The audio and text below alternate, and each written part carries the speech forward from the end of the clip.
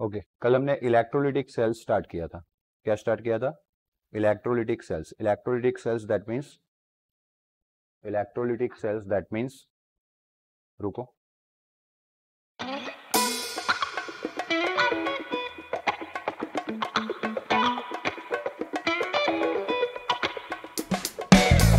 Okay electrolytic cell that means what do you mean by electrolytic cell?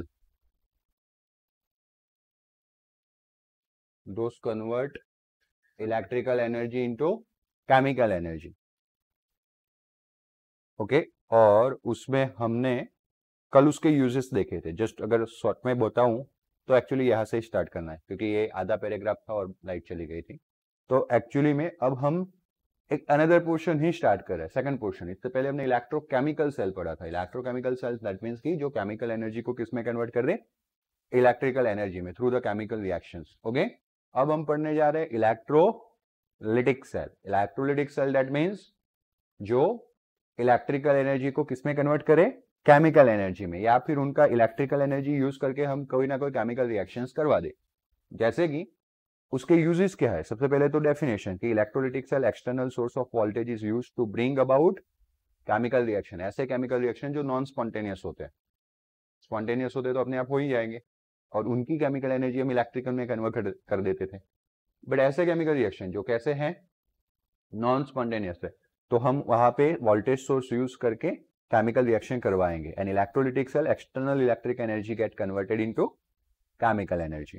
Uses क्या है? तो काफी useful है, लेबोरेटरी में तो है ही है, साथ में केमिस्ट्री इंडस्ट्रीज में भी काफी यूजफुल है। जैसे कि सबसे पहले आता है प्योरिफिकेशन ऑफ मेटल। कल डिस्कशन हुआ था कि 10th में पढ़ा हुआ ही है कि हम इसमें करते क्या है, तो इम्प्योर कॉपर लेते हैं, कॉपर का प्योरिफिकेशन। तो इम्प्योर कॉपर लेते हैं, इम्प्योर कॉपर को हम एक वेसल्स के अंदर एज अ दो इलेक्ट्रोड, तो आपको पता है कि एक एनोड होता है, दूसरा क्या होता है? कैथोड। एनोड पे ऑक्सीडेशन होता है, यानी कि अगर इलेक्ट्रोड एक्टिव है, इलेक्ट्रोड कैसा है? एक्टिव, तो वो डिसॉल्व हो जाएगा। डिसॉल्व होगा, जैसे जिंक और कॉपर एक्टिव इलेक्ट्रोड्स थे, तो जिंक डिसॉल्व हो रहा था इलेक्ट्रोकेमिकल सेल में और कॉपर डिपोजिट हो रहा था, है ना? तो एनोड का मास कम हो रहा था और कॉपर का मास बढ़ रहा था, बराबर ना? तो लाइकवाइज यहाँ पे मैं इम्प्योर कॉपर लूंगा, इम्प्योर कॉपर एनोड के तौर पे, तो वो कॉपर Cu+2 आयन बन के किस में जाएगा? सॉल्यूशन में।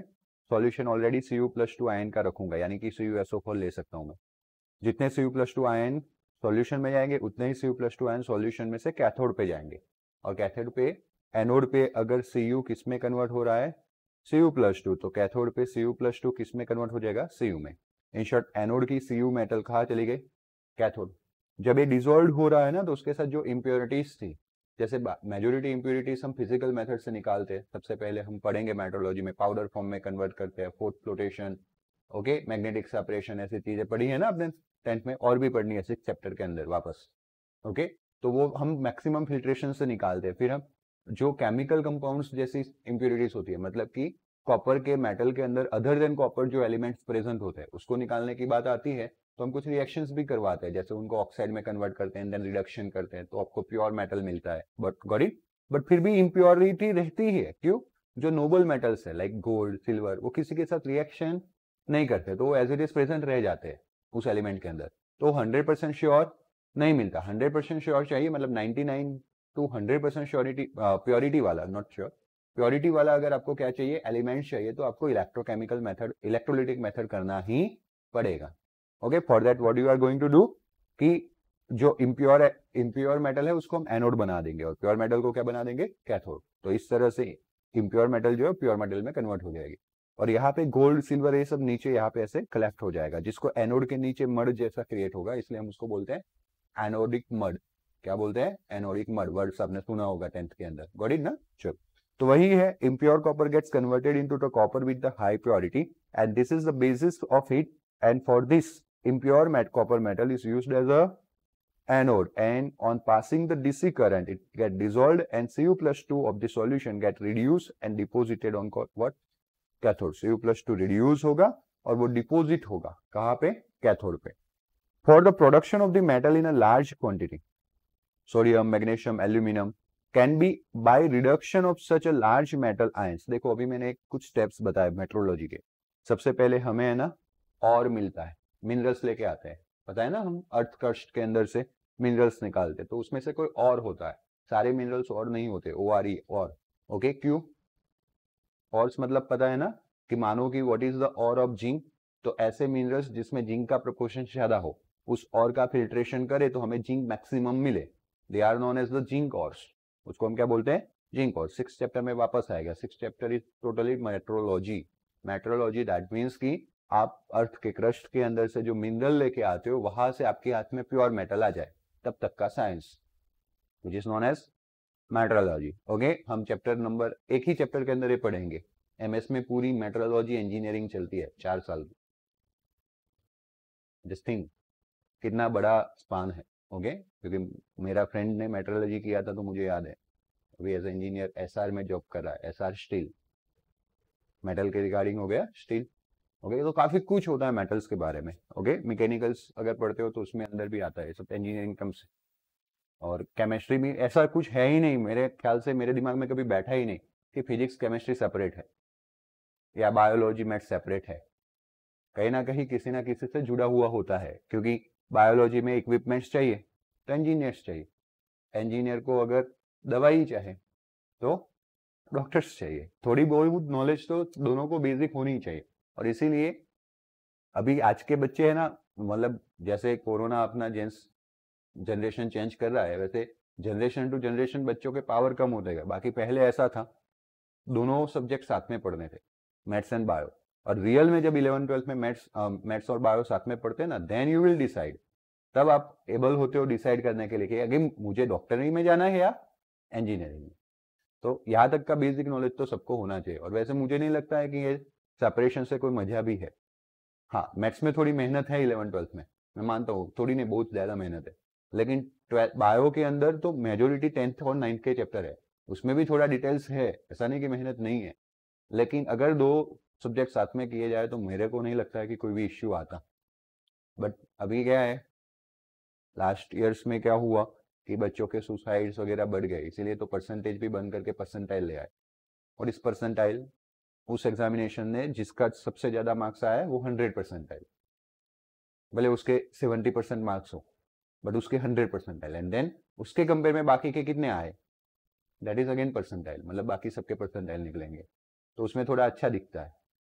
क्यों? क्योंकि अगर मानो 100 मार्क्स का पेपर लिया, 70 आए तो उसके परसेंटेज 70 बोले जाते, लेकिन 70 इज मैक्सिमम, देन उसके परसेंटाइल 100 बोले जाएंगे। अब किसी के 60 आए तो 60 परसेंटेज बोले जाते, लेकिन अब क्या बोला जाएगा, 70 पे 100 तो 60 पे कितना, तो बढ़ जाएगा ना उसका परसेंटेज से परसेंटाइल नंबर बढ़ जाएगा। दैट्स व्हाई ऐसे थोड़ा मोटिव किया जाता है।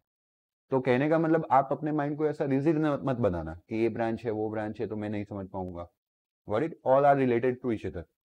तो मेट्रोलॉजी में हम पढ़ेंगे कि सबसे पहला स्टेप है मेटल्स को मतलब कि जो मिनरल्स और लेके आते हैं हम, मिनरल्स सारे और नहीं होते, मानो कि मुझे एल्यूमिनियम का एक्सट्रैक्शन करना है तो मुझे एल्यूमिनियम के ऑर्स चाहिए, और एल्यूमिनियम का ऑर्स है बॉक्साइट, आपने नाम सुना होगा, हॉल हेराल्ड प्रोसेस वगैरह अपने 10th में थोड़ा थोड़ा किया हुआ है, fourth flotation method, okay what ever, हम 6th चैप्टर में याद कर लेंगे।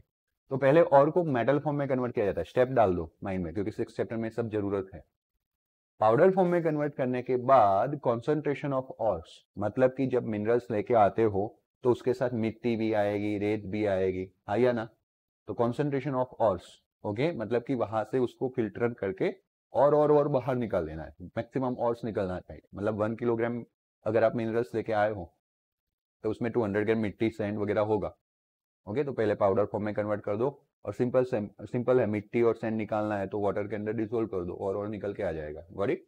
फिर जो भी और है वो कोई केमिकल कंपाउंड्स है, जैसे बॉक्साइड जो होता है ना, वो एल्यूमिनियम का एक कंपाउंड है, तो हम उसको फिर पहले करेंगे ऑक्साइडाइड, मतलब कि ऑक्साइड फॉर्म में कन्वर्ट करेंगे, तो मेटल और को मेटल ऑक्साइड में कन्वर्ट करेंगे, this is the one step, okay. जैसे हेमेटाइट होता है Fe2O3 आयन के लिए, गॉट इट।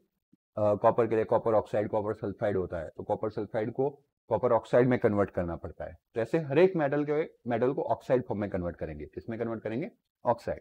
फिर जो कार्बन से लेस अट्रैक्शन रखते हैं ऑक्सीजन की ओर, मतलब कि अगर उनके साथ कार्बन रखे तो ऑक्सीजन को अपनी ओर खींच ले, क्योंकि carbon is reducing agent, carbon take the oxygen and converts into carbon monoxide, if you take carbon monoxide as a reducing agent, then it will take the oxygen and converts into carbon dioxide. Carbon लोगे तो carbon monoxide में convert होगा, carbon monoxide लोगे तो carbon dioxide में convert होगा, और सामने वाले का ऑक्सीजन खींच रहे, तो सामने वाले को क्या कर रहे हैं, रिड्यूस, क्या कर रहे हैं, रिड्यूस, यानी कि मेटल ऑक्साइड रिड्यूस होकर मेटल में कन्वर्ट होगी.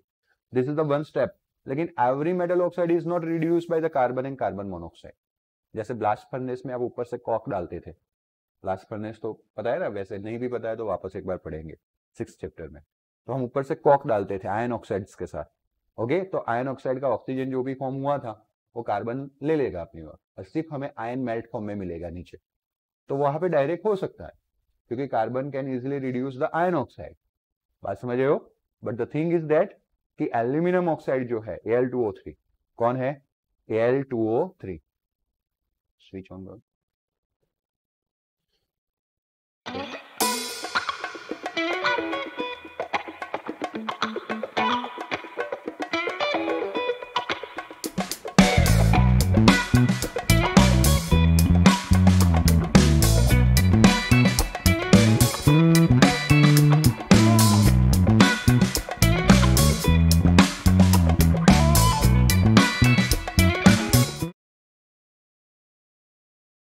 Okay, so where I am, हाँ, तो मैं बात कर रहा था एल्यूमिनियम ऑक्साइड, एल्यूमिना, जिसको Al2O3 बोलते हैं, एल्यूमिना.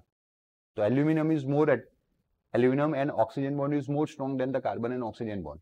तो carbon never take the oxygen from the alumina, alumina से वो ऑक्सीजन ले पाएगा नहीं.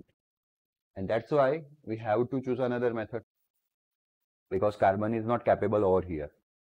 है या ना? तो हमें अनदर मेथड लेना पड़ेगा. वैसे सारे मेटल, जैसे not only aluminium, magnesium, sodium, ये सब के ऑक्साइड है ना, तो they are reduced by electrochemical method, मतलब this one, in electrolytic cell. समझ में आया? तो ये सारे मेटल्स का प्रोडक्शन हम करते हैं थ्रू द इलेक्ट्रोलिटिक सेल्स. बात समझ में आई ना, क्यों यूज किया जाता है पहले मेथड? ओके, तो ये सारे मेटल के प्रोडक्शन में इलेक्ट्रोलिटिक सेल यूज किया जाता है. They can be obtain by reduction of such a large metal ion. उसमें एक्चुअली में मेटल आयंस लिखा है, आप मेटल ऑक्साइड, कभी कभी एक्चुअली सब में मेटल ऑक्साइड नहीं होते, जैसे एल्यूमिना के केस में एल्यूमिना ऑक्साइड होता है, एल्यूमिनियम ऑक्साइड होता है, यानी कि एल्यूमिना होता है Al2O3. बट Na के केस में सॉल्ट होता है. Na अगर प्रोडक्शन करना है तो सबसे ज्यादा उसका बड़ा रो मटेरियल कौन सा है, सॉल्ट, NaCl, बराबर ना. तो फिर वहां पे वो Na सोडियम ऑक्साइड के फॉर्म में नहीं है, कौन सा फॉर्म में है, NaCl. तो NaCl का वाटर लेते हैं, मतलब कि NaCl जिसके अंदर डिजोल्व है वो वाटर लेते हैं, तो ब्राइन वाटर बोलते हैं, जिसको सी वाटर बोलते हैं, है ना. थोड़ा उसका हार्डनेस कम कर दिया जाता है, मतलब अदर सॉल्ट्स को निकाल दिया जाता है, बराबर. और फिर NaCl लेके उसमें इलेक्ट्रिसिटी पास करते हैं, तो Na plus ion taking the electron and convert into Na. किसमें कन्वर्ट हो जाएंगे, Na. आगे आएगा, आगे मैं सिखा ही रहा हूँ इसी चैप्टर में. बात समझ में आई?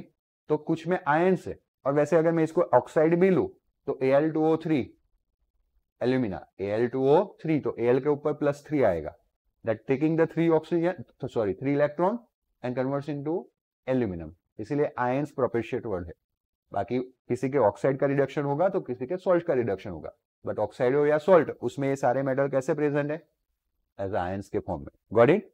So that is very useful then the sodium and magnesium metals can be obtained by electrolysis of their, मैंने बोला सोडियम एंड मैग्नीशियम वो क्लोराइड के फॉर्म में, सॉल्ट के फॉर्म में है, और ये सबसे ज्यादा हमें सी वाटर में मिलते हैं. कहाँ पे मिलते हैं, सी वाटर के अंदर. And aluminium can be produced by electrolysis of, चलो बाइफरगेट करके भी दिया है जो मैं एक्सप्लेन कर रहा था, है ना.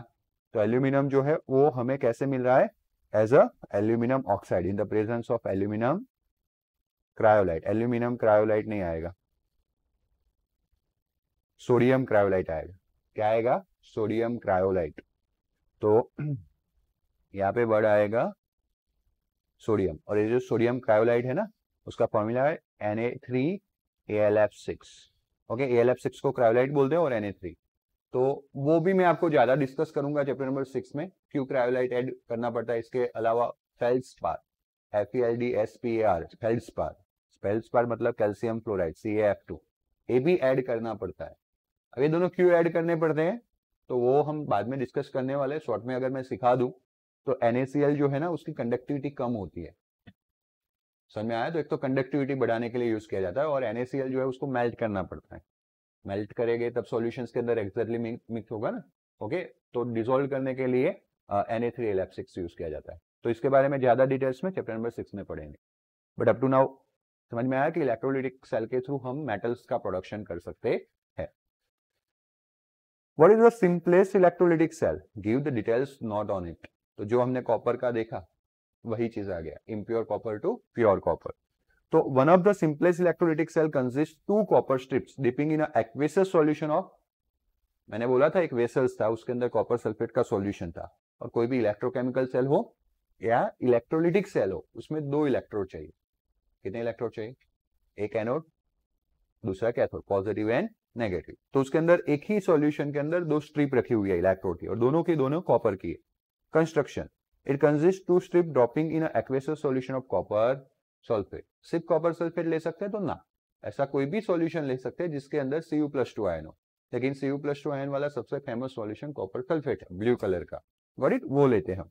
One is the anode and other is the cathode. Working, if the DC voltage, electrochemical में डीसी नहीं डालते थे, मतलब इलेक्ट्रोकेमिकल में जब हमें कंडक्टिविटी मेजर करनी थी तब डीसी नहीं डालते, क्योंकि अगर हमें जिसकी कंडक्टिविटी मेजर करनी है डीसी पास करने से उसका कंपोजिशन चेंज हो गया तो फिर काम का नहीं है, इसलिए हम वहां डीसी नहीं डालते। बाकी हम यहाँ पे इलेक्ट्रोलिटिक सेल में डीसी ही डालेंगे, डीसी करंट पास करेंगे।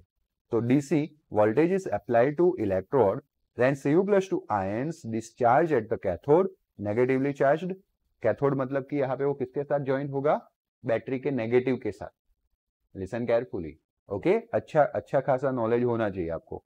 वैसे आप बोलोगे सर कैथोड मतलब पॉजिटिव, एनोड मतलब नेगेटिव, यस, कोई इश्यू नहीं है। बट इलेक्ट्रोकेमिकल सेल के अंदर, इन विच सेल, मतलब दोस कन्वर्ट केमिकल एनर्जी इनटू, बात समझ में आया?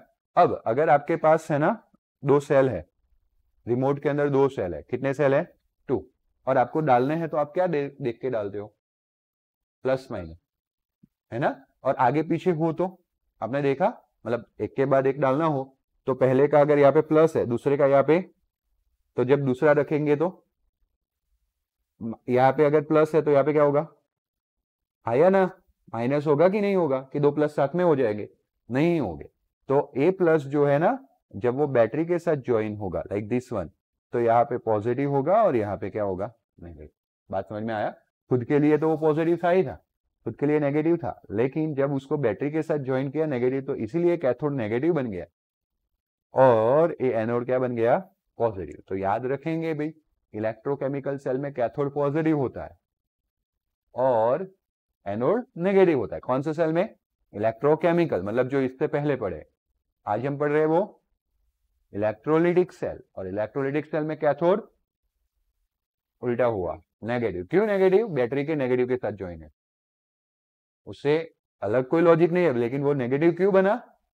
बैटरी के नेगेटिव के साथ ज्वाइन है। बात समझ में आया ना? तो होने वाला तो ऐसा ही है, बैटरी का नेगेटिव इलेक्ट्रॉन सप्लाई करेगा, वो इलेक्ट्रॉन लेके डिपॉजिट कर देगा। पहले वो खुद इलेक्ट्रॉन, मतलब पहले इलेक्ट्रॉन आते थे एनोड से, अब कहां से आ रहे हैं? बैटरी के नेगेटिव टर्मिनल से। समझ में आ रहा है? अगर बैटरी नहीं होती तो एनोड के इलेक्ट्रॉन ऐसे घूम के इधर जाते थे, याद आया? और बीच में बल्ब रखा तो बल्ब क्या होने लगा? ग्लो होने लगा, due to the motion of electrons. Yes और नो? बट अब क्या होगा? इलेक्ट्रॉन एनोड के नहीं जा रहे, किसके जा रहे हैं? बैटरी के नेगेटिव। बैटरी के नेगेटिव के इलेक्ट्रॉन इस पोर्शन से जाएंगे, तो इस पोर्शन को इलेक्ट्रॉन कौन सप्लाई करेगा? वापस एनोड। पैटर्न तो वही हुई, लेकिन बीच में क्या डाल दी हमने? बैटरी। इसीलिए वो नेगेटिव टर्मिनल के साथ ज्वाइन है तो ये नेगेटिव हो गया, और ये पॉजिटिव के साथ ज्वाइन है तो पॉजिटिव हो गया। तो बात क्लियर हुई? हाँ या ना? तो कैथोड के साथ क्या आया? Negatively charge. वैसे आपको जैसे मैंने बोला वैसे तुरंत क्वेश्चन पूछना चाहिए था, सर कैथोड नेगेटिव कैसे हो गया? बट शायद आप पूछो ना पूछो, मैंने एक्सप्लेन कर लिया, यानी कि आपके दिमाग में से डाउट भी निकल गया, जनरेट हुआ था वो भी निकल गया। समझ में आया? बाकी कैथोड होता क्या है? पॉजिटिव। क्या होता है? पॉजिटिव। और कैथोड पे चाहे इलेक्ट्रोकेमिकल हो चाहे इलेक्ट्रोलिटिक हो, AOCR। एनोड पे ऑक्सीडेशन, कैथोड पे reduction. Oxidation that means lose of electron, and reduction मतलब गेन ऑफ इलेक्ट्रॉन। बात समझ में आई? है या ना? तो copper +2 ion taking 2 electron converts into Cu, copper converts into copper. बात समझ में आया? चलो, copper metal is deposited on cathode, मतलब कि कैथोड पे Cu+2 आयन कॉपर में कन्वर्ट हो रहे हैं, इसलिए कॉपर मेटल जो है वो कहाँ डिपोजिट होगा? कैथोड के ऊपर। At the anode copper is converted into which ion? Cu+2 ions. By the reaction Cu converts into Cu+2 by losing, तो एनोड पे ऑक्सीडेशन आ गया, भले वो किसके साथ ज्वाइन है? बैटरी के पॉजिटिव के साथ। होगा तो क्या? ऑक्सीडेशन। क्या होगा? ऑक्सीडेशन। बोलो कोई डाउट? देखो इसमें क्या हुआ पता है, ये एनोड जो था ना, उसके ऊपर electron through this reaction electron collect हो रहे हैं, तो वो खुद नेगेटिव था, लेकिन बैटरी कैसा था? पॉजिटिव। पॉजिटिव को किसकी तरफ रहती है? इलेक्ट्रॉन को लेने की। इसलिए जैसे वो इलेक्ट्रॉन लूज करता है, वो तुरंत कहाँ चले जाते? बैटरी के पॉजिटिव के अंदर। समझ में आया? यहाँ पे नेगेटिव है, इसको इलेक्ट्रॉन चाहिए, तो नेगेटिव मतलब ज्यादा इलेक्ट्रॉन हो गए, वो इलेक्ट्रॉन घूम के इधर आ जाएंगे। गॉट इट ना? पैटर्न तो वही का वही है, बट पहले हमने बैटरी ज्वाइन नहीं किया था, अपने फोर्स से केमिकल रिएक्शन, खुद का फोर्स, केमिकल एनर्जी यूज कर रहा था, और एनोड के इलेक्ट्रॉन कहां पहुंचा रहा था? कैथोड पे, खुद के एनर्जी से। अब इतना रिएक्शन इतना सफिशिएंट, मतलब या इतना कैपेबल नहीं है, तो हमने बीच में धक्का लगाने के लिए क्या लगा दिया? बैटरी लगा दी। समझ में आया? बैटरी इलेक्ट्रॉन खींचेगा एनोड से, नेगेटिव पे भेजेगा, नेगेटिव कॉपर को मतलब कि कैथोड पे दे देगा। बात समझ में आया ना? दिस इज जस्ट माइनर सा डिफरेंस है दोनों सेल के बीच में, chemical and electrolytic. Okay okay, so अगर हम टोटल रिएक्शन देखें तो सामने सामने से electron electron cut, Cu+2 cut, तो आप बोलोगे सर Cu कट कर दो, तो फिर रिएक्शन क्या हुआ? बट अगर एक कैथोड था तो ये जो Cu था वो कैसा था? प्योर, और ये एनोड था तो ये कैसा था? इम्प्योर। और दैट्स व्हाई टोटल रिएक्शन हुआ कि एनोड वाला कॉपर कैथोड के कॉपर में कन्वर्ट हुआ। गॉट इट ना? That means impure copper pure copper में कन्वर्ट हुआ। बोलो, कॉपर इज डिसॉल्व्ड यानी कि oxidise at anode and oxidation is carried out, इस रिएक्शन के लिए दिखा है, एंड फिर टोटल रिएक्शन लिखा हुआ। Uses, this is the basis for industrial process in which the impure copper is converted into copper with high purity, because cathode के ऊपर सिर्फ कॉपर जाने वाला है, और किसी का चांस है ही नहीं जाने वाले का, कोई एलिमेंट अदर जाएगा ही नहीं। Okay, and this the impure copper is made anode that dissolving on passing the current, and pure copper is deposited at the cathode। बोलो कोई डाउट? तो सिंपलेस्ट इलेक्ट्रोलिटिक सेल हमने एक्सप्लेन किया, जिसमें एक्चुअली में आपको एक क्वेश्चन दो तरह से पूछा जा सकता है। जैसे पूछा हुआ है कि सिंपलेस्ट इलेक्ट्रोलिटिक सेल एक्सप्लेन करो, दूसरा पूछा जा सकता है प्योरिफिकेशन ऑफ कॉपर मेटल। बात समझ में आया? और शायद रिपीट भी हो, शायद नहीं 100% रिपीट होगा 6th चैप्टर में, 6th चैप्टर में भी एक क्वेश्चन आएगा, फिर चाहे वो 6 का हो चाहे वो 3 का, हमें लिखना तो सेम ही है। समझ में आया? बोलो कोई डाउट? और इसके साथ एक फिगर ड्रॉ कर दो तो बहुत हो गया। एक वेसल्स ड्रॉ करना है, सॉल्यूशन ड्रॉ करना है, इलेक्ट्रोड ड्रॉ करना है, बैटरी ज्वाइन करनी है अच्छे से, मेरे जैसे नहीं है, थोड़ा अच्छा वाला। ओके, और फिर लिखना है impure copper, pure copper, anode, cathode, negative, positive, CuSO4, बात खत्म। Okay, right figure indicates full mark. अगर आपकी फिगर अच्छी है, ड्रॉ की हुई, आपने कोई cut cut cut cut cut नहीं किया है, अच्छे से लिखा हुआ दिखता है, तो पहला इंप्रेशन लास्ट इंप्रेशन, फिगर दिख गई अच्छी, शायद कोई पढ़े भी ना,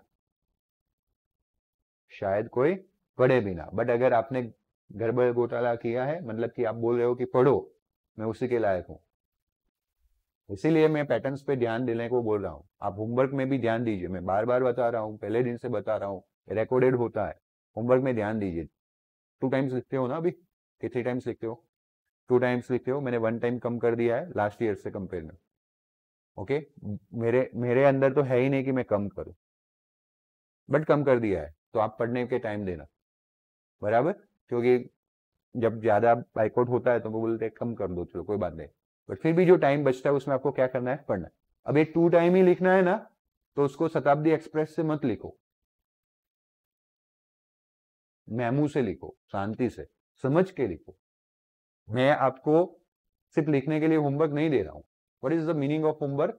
कि आप जो क्लास में पढ़ के आए हो उसका घर पे जाके रिवीजन हो जाए, और लिखने से याद रहता है। वो बड़े बुजुर्ग भी एक्सपीरियंस कर चुके हैं, मैं भी कर चुका हूं। आज के टाइम में मैं मेरे कोई भी एग्जामिनेशन की प्रिपरेशन लिख के करता हूं, एक पैटर्न बनेगा दिमाग में, तो फोकस नहीं ब्रेक होगा। ऐसे ओरली पढ़ने में कभी भी नहीं होगा कुछ भी।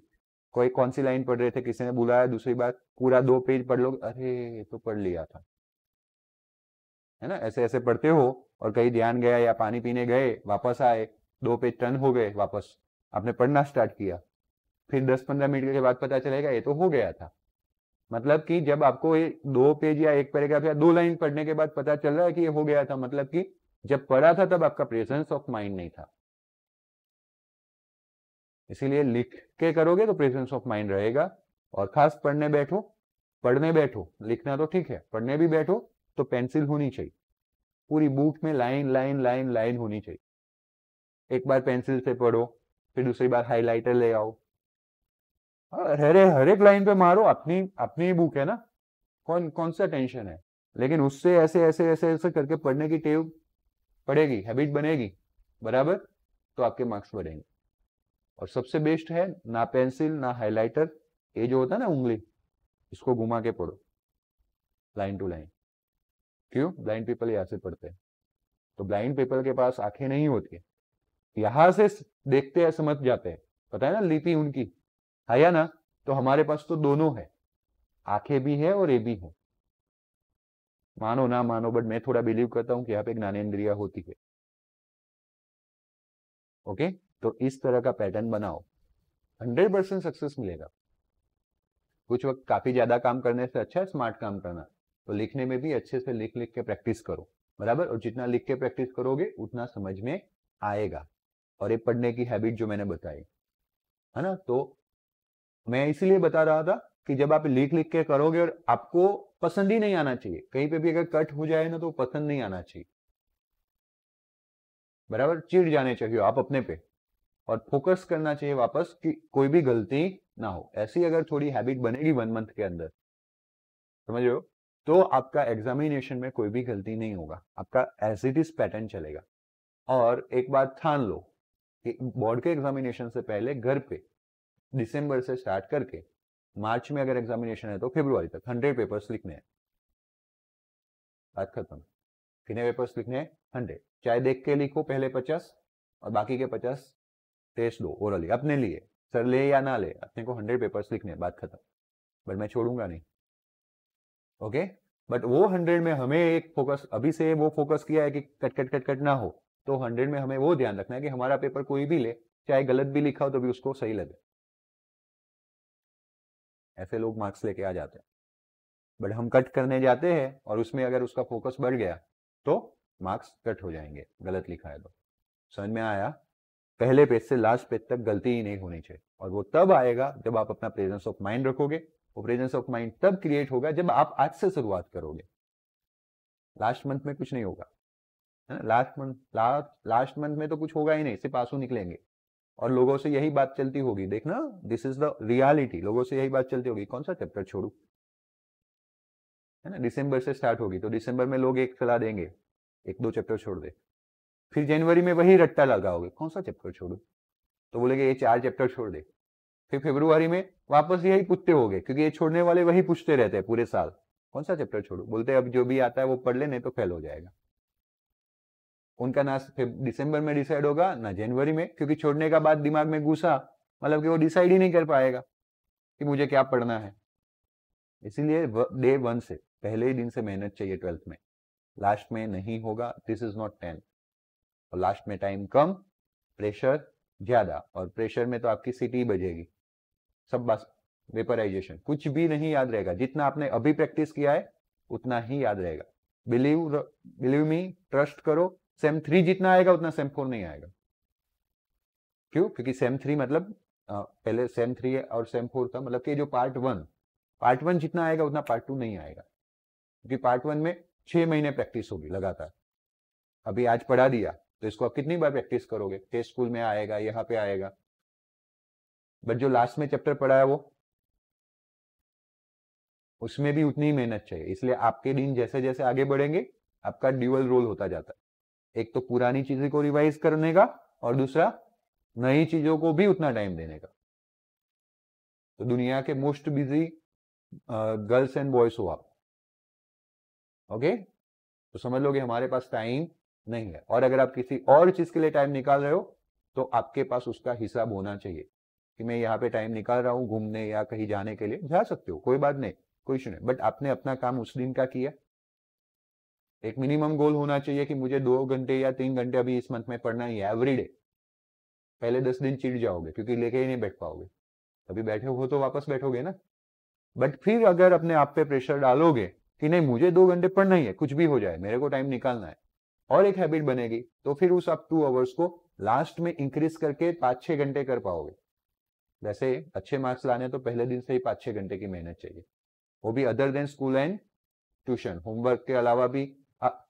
चलो सब मिला के तो ज्यादा होता ही होगा, लेकिन होमवर्क के अलावा और सब कुछ के अलावा अपने लिए, अपने से अगर 1-2 घंटा बैठना सीख गए ना दिन में, तो समझ लो कि बोर्ड में मार्क्स आपके है। और इतनी सारी चीजें कोई नहीं करता है, आपने इसका 1% भी कर लिया ना, मतलब कि आप सबसे सक्सेस, आप सब में सबसे टॉप पे रहोगे। समझ में आया? कोई डाउट है ना? नीट जी है, मैं मानता नहीं हूं कि नहीं है, लेकिन एक बार बोर्ड का मार्कशीट क्लियर कर लो, वो लाइफ टाइम चलने वाला है। बोर्ड का मार्कशीट लाइफ टाइम चलने वाला है। लास्ट ईयर इस बार जो थे ना वो तो ठीक था, लास्ट ईयर जो फेल हुए कैसे फंस रहे,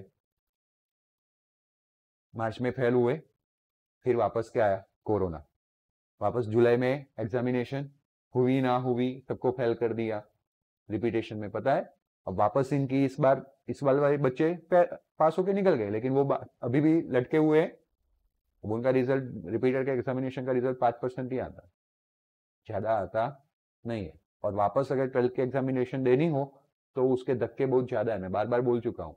ए मार्कशीट लेके जाना पड़ेगा गांधीनगर, डीओ का लेटर लाना पड़ेगा कि क्यों वापस देना है, क्योंकि आपके बोर्ड की मार्कशीट बना ली, लेकिन उनके लिए हेडेक है, पुरानी मिटाना नई बनाना, तो बहुत पैसे भी तो खर्च हो गए, साथ में आपका साल भी वेस्ट होगा।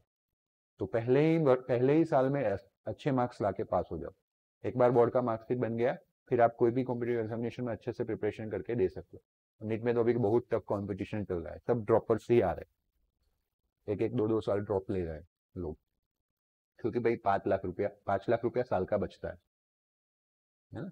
1 साल का 5 तो 6 साल की होती है उनकी एमबीबीएस, 30 लाख रुपए बचते हैं।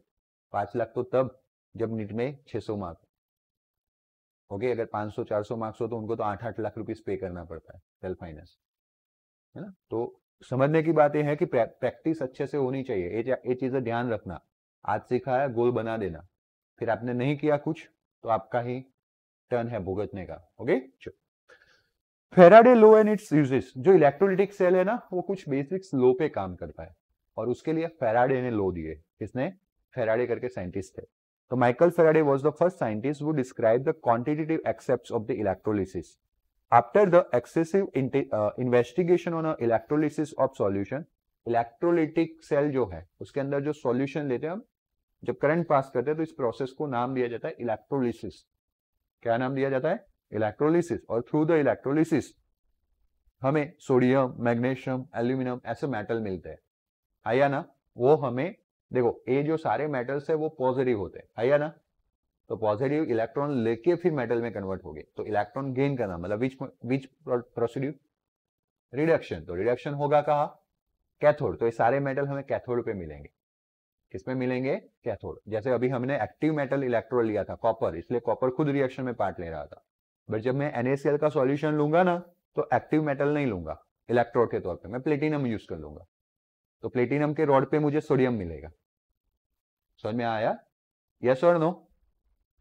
Active electrode and inert electrode में तो हमें पता है ना, इलेक्ट्रोकेमिकल सेल्स जो रिएक्शन में पार्ट लेते हैं उसको एक्टिव बोलते हैं, और जो रिएक्शन में पार्ट नहीं लेंगे सिर्फ सरफेस प्रोवाइड करेंगे उसको क्या बोलते हैं? इनर्ट बोलते हैं। बात समझ रहे हो ना? तो मुझे सोडियम कैथोड पे मिलेगा, एल्यूमिनियम कैथोड पे मिलेगा, ओके, या मुझे दूसरा मैग्नीशियम कैथोड पे मिलेगा। जो पॉजिटिव आयन है सारे कहाँ चले जाएंगे? कैथोड पे। कैसे सोचा? कैथोड पे क्या होता है? रिडक्शन। कैथोड पे क्या होता है? Reduction. Positive ion taking the electron मतलब रिडक्शन। समझ में आया? और जो नेगेटिव आयन है, कैसे आयन? नेगेटिव। जैसे O2 माइनस ऑक्साइड है तो O के ऊपर 2 माइनस, मतलब उसके पास 2 एक्सिस इलेक्ट्रॉन है, that lose that electron and converts into O2 oxygen gas. तो नेगेटिव अपने इलेक्ट्रॉन लूज करेगा, मतलब oxidation reaction, and this oxidation reaction take place anode. कहां पे होगा? एनोड पे। बात समझ में आया? बोलो कोई डाउट? तो ये ऑक्सीजन का अमाउंट कितना मिलेगा? Listen carefully. सोडियम मेटल अगर कैथोड पे मिल रही है तो कितने अमाउंट में मिलेगी, या मुझे 10 ग्राम सोडियम मेटल चाहिए तो मुझे कितना करंट पास करना पड़ेगा, या कितना करंट पास करना पड़ेगा वो तो है, ठीक है, लेकिन कितने टाइम के लिए पास करना पड़ेगा। This type of quantitative approach given by which scientist, Faraday scientist. Okay, Faraday ने काफी टाइम इलेक्ट्रोलिटिक सॉल्यूशंस के बारे में इन्वेस्टिगेशन किया, electrolytic solution as well as metal of electrolytes. Faraday published his result during 1833 to 34 in the form of following well-known Faraday's two law of electrolysis, first law and second law. पहला law क्या है? The amount of chemical reaction which occurs at any electrode during the electrolysis by current is proportional to the quantity of electricity passed through the electrolyte. यानी कि solution या तो फिर metal. क्या बोल रहा है कि the amount of chemical reaction which occurs, जब कोई इलेक्ट्रोलिटिक सेल के अंदर कोई सॉल्यूशन लिया जाता है, रॉड रखे जाते हैं, इलेक्ट्रोड्स, बैटरी लगाई जाती है, और जब करंट पास करते हैं तो कुछ अमाउंट मिलेगा आपको सब्सटेंस का, या रिएक्शन कितना कैरी फॉरवर्ड होगा वो देखना पड़ेगा। तो वो जो रिएक्शंस का अमाउंट है एट एनी इलेक्ट्रोड, मतलब कि सपोज सोडियम और ऑक्सीजन की बात करें तो सोडियम मिलेगा हमें कैथोड पे, ऑक्सीजन मिलेगा हमें एनोड पे। Got it? In a electrolysis that is by current is proportional to the quantity of electricity passed through electrolyte. उस इलेक्ट्रोलाइट में से, उस इलेक्ट्रोलिटिक सेल में से हमने कितना क्वांटिटी चार्ज पास किया है, या कितना अमाउंट ऑफ करंट पास किया है। अगर मैं मैक्सिमम करंट पास करता हूं, मतलब करंट को इंक्रीज कर देता हूं, तो मुझे अमाउंट ऑफ सब्सटेंस ज्यादा मिलेगा। अगर मैं करंट को कम कर देता हूं तो मुझे अमाउंट ऑफ सब्सटेंस क्या मिलेगा? कम। तो वापस एक बार देख लेते हैं। Amount of chemical reaction which occurs at electrode during the electrolysis by a current, current से हम जो इलेक्ट्रोलिसिस करवा रहे हैं उसके थ्रू जो हमें अमाउंट मिलेगा केमिकल रिएक्शन का, that is proportional to quantity of electricity pass. Okay, अब जब मैंने बोला कि it is proportional to current, current Q equals, current I equals to क्या होता है? Q by T. तो क्यू इक्वल्स टू क्या होता है? I T. एक्चुअली में आई का ज्यादा जिक्र नहीं किया गया, जिक्र किसका करना है? क्यू का। तो मैंने शायद पहले आगे ऐसा बोल दिया कि करंट को प्रोपोर्शनलिटी में, but not only current, time को भी प्रोपोर्शनलिटी में, क्योंकि टाइम बढ़ा दोगे तो प्रोडक्ट ज्यादा मिलेगा ना, इसलिए दोनों को साथ में बोलना हो तो आई इंटू टी क्या हो जाएगा? चार्ज क्यू, यानी कि quantity of electricity that passed through the electrolyte. Second law क्या है? The amount of different substance liberated by the same quantity of the electricity passing through the electrolytic solution are proportional to their chemical equivalent weights. Suppose आपने 1, 2 और 3 electrolytic cell को series में join कर दिया, और series में current same जाता है, पता है ना, और सेम टाइम के लिए फ्लो होगा। दैट मीन्स कि आई सेम हो गया, तो सेम इलेक्ट्रिक चार्ज पास हो रहा है 1, 2 एंड 3 में से। पहले इलेक्ट्रोलिटिक सेल में लिसन सोडियम मेटल है Na+, दूसरे में Mg+2 है, और तीसरे में एल्यूमिनियम +3 है। तो ये तीनों का अलग अलग प्रोपोर्शंस मिलेगा, क्योंकि तीनों मेटल्स अलग अलग है और आयंस अलग अलग है, Na+, Mg+2 एंड Al+3। तो ये तीनों में अलग अलग मेटल्स मिलेगा। ये अलग अलग जो प्रोडक्ट मिल रहा है उसका प्रोपोर्शन कैसा होगा? तो that is equivalent, that is are proportional to their which one?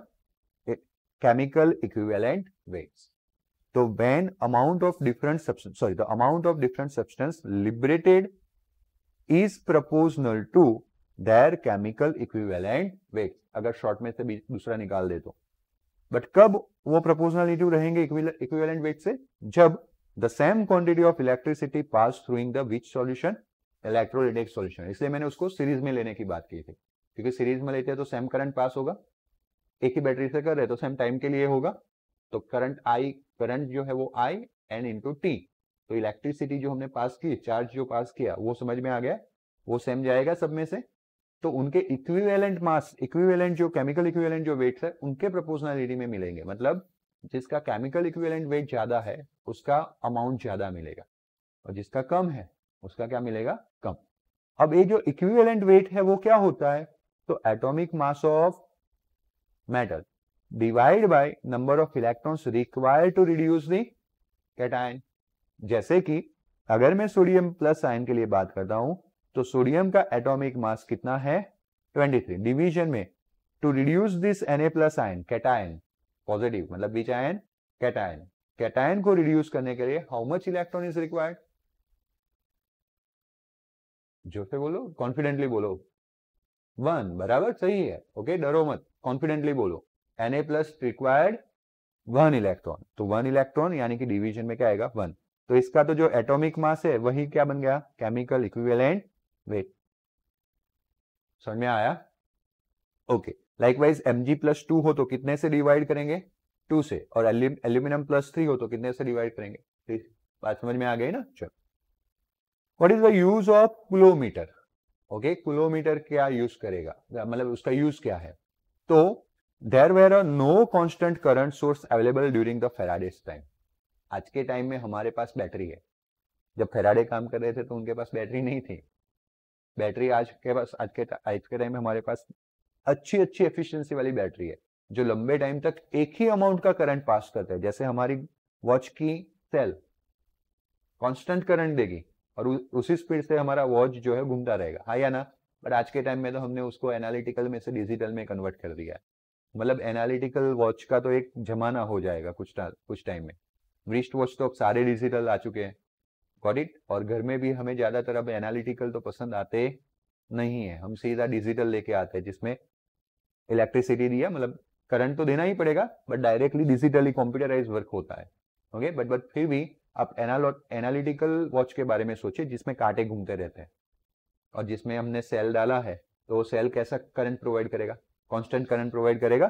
Faraday के टाइम में नहीं था, कांस्टेंट करंट नहीं था। मतलब कि अभी के लिए हमारे पास कांस्टेंट करंट है, तो मानो कि मैं ऐसा देखो, समझ लो, मानो कि मैंने 2 एम्पियर करंट 60 सेकंड के लिए भेजा, तो कितना चार्ज पास हुआ, तो 2 × 60, तो कितना हुआ 120 कूलम। आप इजीली फाइंड कर सकते हो, क्यों, क्योंकि 60 सेकंड्स के लिए 2 एम्पियर ही पास हुआ है।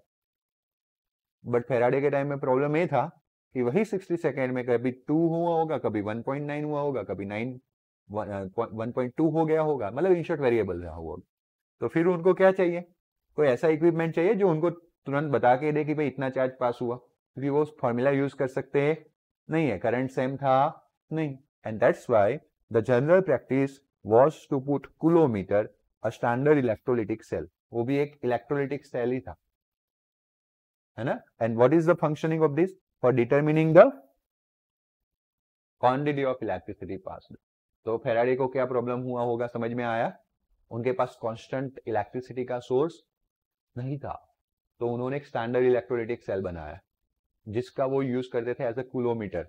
मतलब कि वहां से वो पता लगा थे कैलकुलेशन के थ्रू कि कितना अमाउंट ऑफ चार्ज पास हुआ। Okay, from the amount of and from the amount of metal. Generally वो स्टैंडर्ड इलेक्ट्रोलिटिक सेल में कौन से मेटल यूज करते थे, सिल्वर या फिर कॉपर, डिपोजिटेड और कंज्यूम्ड।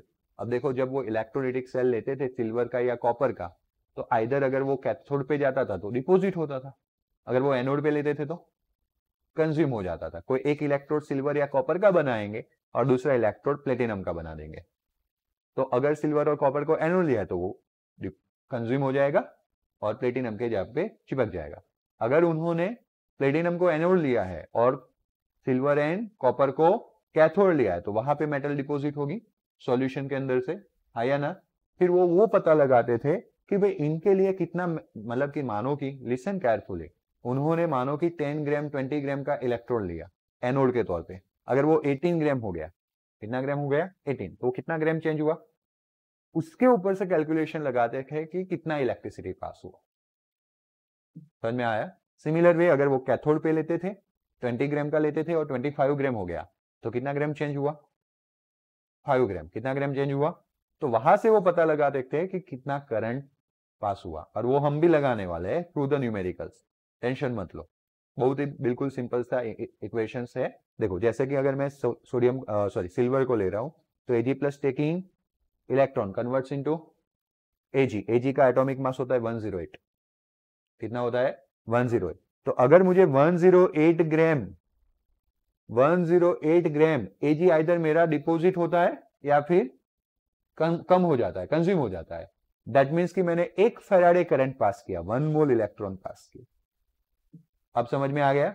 तो 108 ग्राम के लिए कितना Faraday, 1 mole electron. This is not 1 electron, this is a chemical equation, है ना। जनरली हम समझते हैं Ag+ का एक आयन तो एक इलेक्ट्रॉन लेगा, किस में कन्वर्ट होगा, Ag में। बट अगर इसको बैलेंस कंडीशन में दूसरे फॉर्म में बोलना हो तो, क्योंकि यहाँ पे मोलार मास लिया, मोलार मास लिया मतलब मोल, एक मोल Ag हो गया, और अगर एक मोल Ag हो गया तो यहाँ पे इलेक्ट्रॉन भी कितना हुआ, एक मोल, और एक मोल इलेक्ट्रॉन का चार्ज पता है ना 500 कूलम, फाइंड किया था आगे। एक मोल इलेक्ट्रॉन मतलब 6.022 क्रॉस 10⁻23 इलेक्ट्रॉन इंटू 1.6 क्रॉस 10⁻⁻19 किया था कि नहीं, 96487, ऐसा करोगे तो नहीं आंसर आएगा। पॉइंट के बाद और वैल्यू एक्सटेंड की थी, 1.6 की जगह पे 1.602 लिया था, बट हमें याद रख लेना है 96487 आता है कैलकुलेशन के थ्रू, थोड़ा एक्सटेंशन वैल्यू के साथ, लेकिन कैलकुलेशन पर्पज में क्या याद रखते हैं 9650, है ना। साथ तेज दिमाग चाहिए, जो पढ़े हो वो तो याद रखना ही है, वो तब याद रख पाओगे जब प्रैक्टिस करके आए हो, बाकी सब बाउंस होगा, मैं कुछ नहीं कर पाऊंगा। समझ में आया? तो एक दिन की भी गलती आपको कहीं पे भी भारी पड़ सकती है, वो पता नहीं आज पढ़ रही है कि 6 चैप्टर में पढ़ रही है, इसीलिए छोड़ना नहीं है। मैं बार बार बता रहा हूँ, कुछ दिनों तक मैं बताऊंगा, फिर जब पानी सर से निकल जाएगा फिर बताने का कोई मतलब नहीं है, तो आफ्टर दीपावली में बोलना भूल जाऊंगा कि अब पढ़ो, पीछे का रेडी करो। अभी मैं वार्न कर रहा हूँ, जो लोग गलती करते हैं, जो मेरे बच्चे मैंने पढ़ाए हैं और गलती करते हैं, वो मैं आपको बता रहा हूँ कि ये गलती आप मत करो, आपके हाथ में अभी टाइम है, ये निकल गया फिर टेंशन वाली बात है ना। चलो, 2 दिन टेंशन आता है, एक एग्जाम का शेड्यूल आता है तब, और दूसरा रिजल्ट आता है तब। ये 2 दिन का टेंशन नहीं चाहिए, ये 2 दिन दुनिया के बाकी के लोगों के लिए भले टेंशन हो, मेरे लिए अच्छे जाने चाहिए। वो अच्छे तब जाएंगे ना जब आप पूरा साल टेंशन लोगे। अभी से प्रैक्टिस करो, बाकी मुझे पता है मेजोरिटी स्टूडेंट्स को 2 दिन आंखों में से आंसू आते हैं, दूसरे रिजल्ट आ गया 2 दिन घर में बैठे रहेंगे बिल्ली की तरह, और फिर आप कौन मैं कौन दबा दब, फिर तो लाइफ एज इट इज हो जाती है। फेल और पास जो जस्ट नंबर है percentage, but the thing is कि उस दिन आपकी जो हालत होती है ना, वो आपने 10th में भी फील की हुई कि क्या होगा क्या होगा, वो दिन का टेंशन 10 दिन के 100 दिन के बराबर है, वो नहीं चाहिए। सिर्फ वो दिन बिंदास घूमना चाहिए आप। अगर आप ऐसा हो गया कि कल अगर रिजल्ट आने वाला है और आज की रात में आपको नींद आ रही है, तो समझ लो कि आपने 12th अच्छे से मेहनत की है, और कल रिजल्ट का डेट है और आज रात आप नहीं सो पा रहे हो, तो समझ लो गए काम से आप। तो वो प्रैक्टिस चाहिए लाइफ में, समझ में आया? इसीलिए देखो, मैं इसलिए बता रहा हूँ कि मैंने काफी सारी चीजें रिवाइज की 96500 कूलम, बट अभी भी कुछ बच्चों को अगर वो पकड़ में नहीं आ रही है, मतलब कि उन्होंने कहीं ना कहीं छोड़ दिया। अब मैं वो बाइफरकेट करने नहीं बैठता हूँ, मुझे थोड़ा पता चल ही जाता है आंखों से, आपके फेस से, कि कौन कहाँ रुक रहा है, लेकिन मैं सबको बोल रहा हूँ क्योंकि सबको याद रखना है कि प्रैक्टिस मेहनत कैसे करनी है। तो ये हमने पढ़ा था, इसका मतलब फेराडे क्या कैलकुलेशन लगाएंगे, अगर 108 ग्राम एजी यानी कि सिल्वर कंज्यूम हो रहा है या डिपॉजिट हो रहा है, तो कितना कूलम चार्ज यूज हुआ था 96500। तो ये 2 ग्राम के लिए कितना, समझ में आया? हम भी फेराडे बन गए, है ना। तो फेराडे ने इस तरह से फाइंड आउट किया था। Kilometre is now obsolete, obsolete मतलब निकल गए। वाई? अब हमारे पास कांस्टेंट सोर्स आ गया, तो हम सीधा ए मीटर लगाएंगे, तो हमें पता चलेगा 2 एम्पियर करंट जा रहा है। हमने स्टॉप पर लगा दिया 60 सेकंड, चलो 2 × 60 120 कूलम। बात समझ में आई? Okay, good. So nowadays the quantity of electricity is Q can be measured in a nowadays how quantity of Q can be measured in a electrolytic cell. So now we have we have a constant current I sources available, and the quantity of electricity Q is passed is given by Q equals to IT, where I is current in a T in a second passed of current, and current in a coulomb. I into T करते हो coulomb में आपको charge मिल जाएगा। Got it? Clarify stoichiochemistry of reaction occurring on the electrode of electrolytic cell and its relationship with quantity of electricity. So the amount of electricity यानी कि charge required for the oxidation and for reduction depends on stoichiochemistry of electrode reactions, मतलब कि उसके ऊपर जो charge है ion के ऊपर, उस पर डिपेंडेबल है। जैसे कि जस्ट फॉर एग्जाम्पल Ag+ है, तो वो 1 इलेक्ट्रॉन लेगा और किसमें कन्वर्ट होगा, Ag में।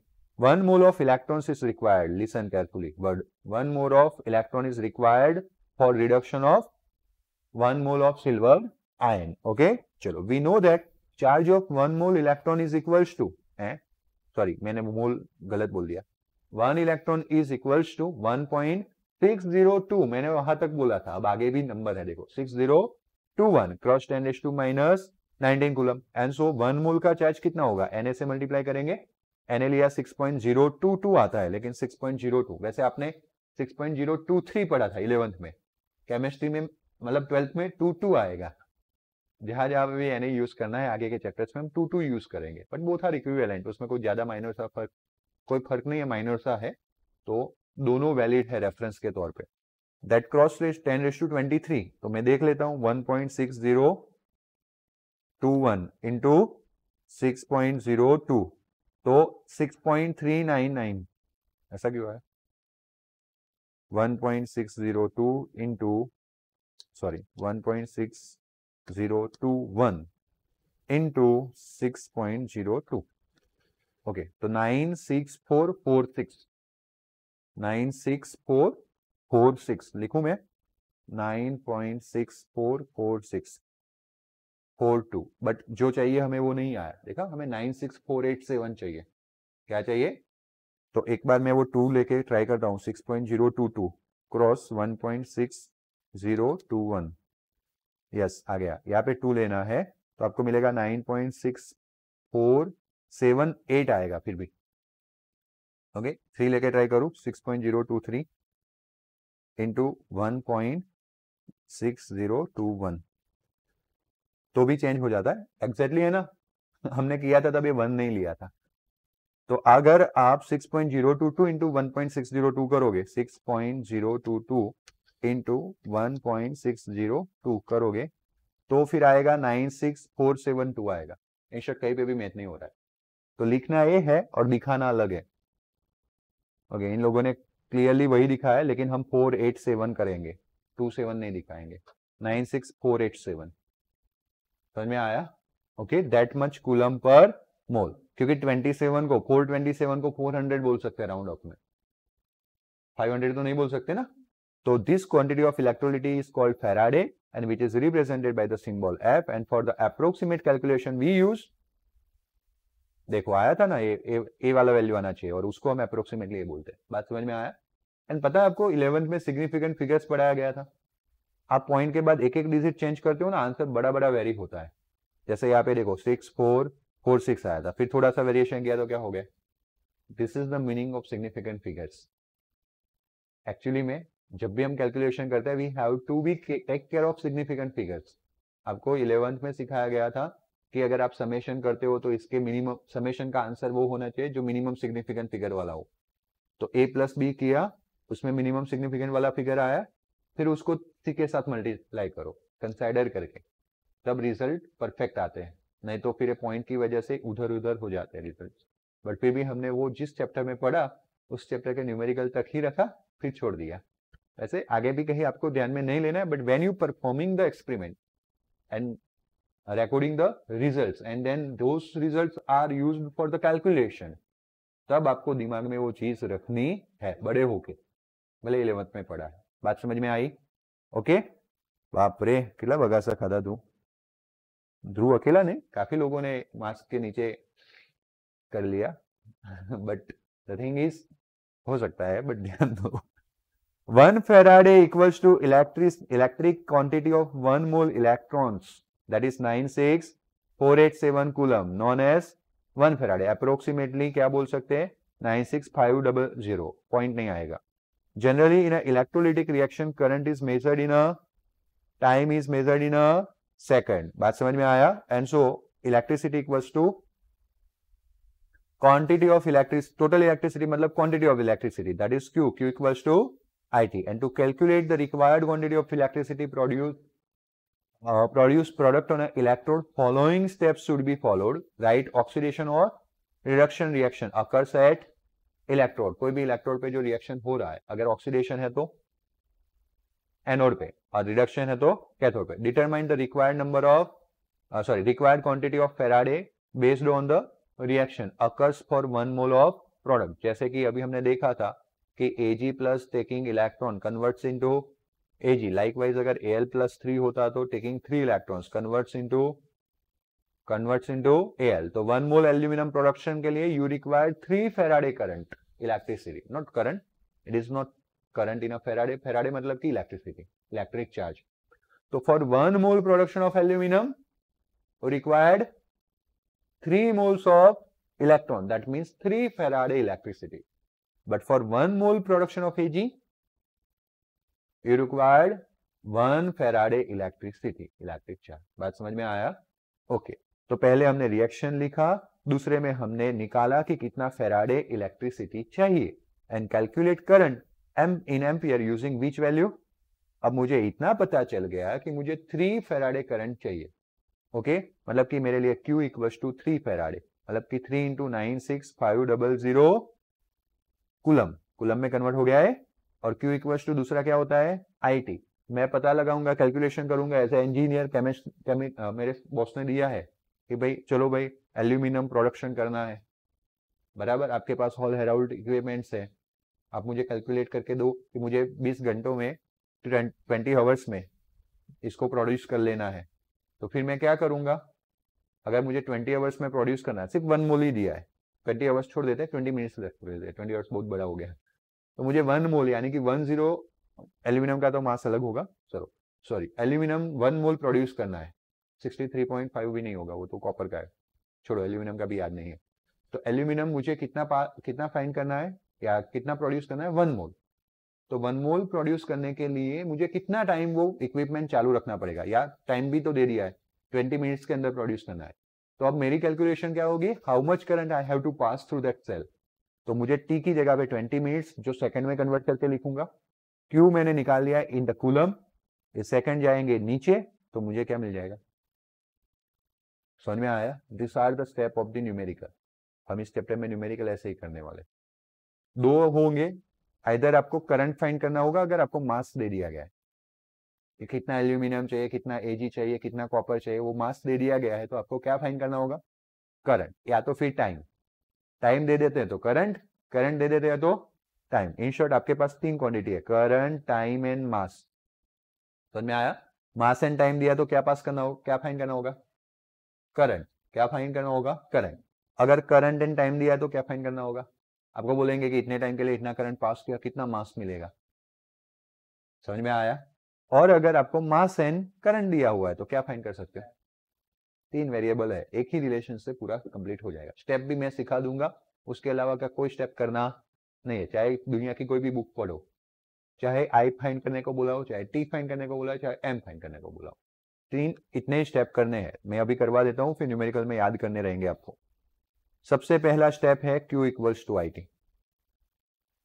सबसे पहला स्टेप, चाहे आई दिया हो चाहे ना दिया हो, आई नहीं दिया तो आई लिख दो, क्या फर्क पड़ता है, अननोन के तौर पे लेके जा सकते हैं ना। और INT दे दिया है तो आपको क्या मिल जाएगा, Q, क्या मिल जाएगा, Q।